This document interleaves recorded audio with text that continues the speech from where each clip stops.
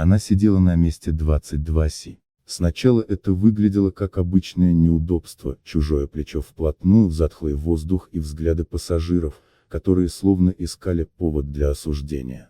Но то, что происходило, было не случайностью.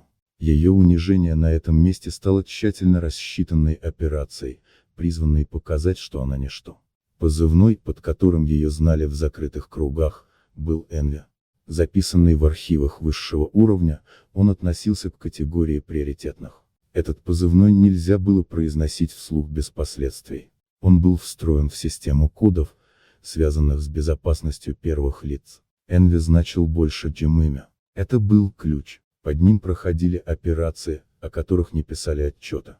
Каждое упоминание позывного в сети автоматически пересекалось с протоколами, связанными с бортом 1.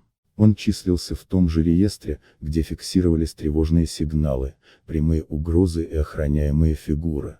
Когда система зафиксировала ее код в пассажирском списке, алгоритмы безопасности не могли проигнорировать совпадения. Для машины не существовало различия между униженной женщиной на месте 22С и фигурой, связанной с позывным Энви.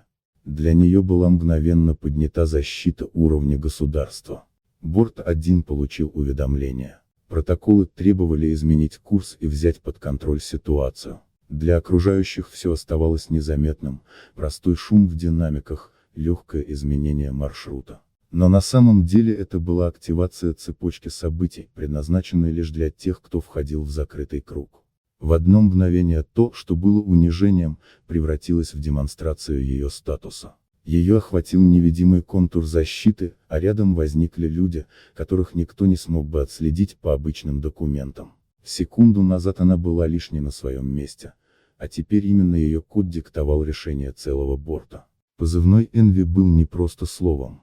Это был триггер, маркер того, что объект подлежит защите на уровне первых лиц. Любая попытка его унизить или устранить автоматически перерастала в проблему государственного масштаба.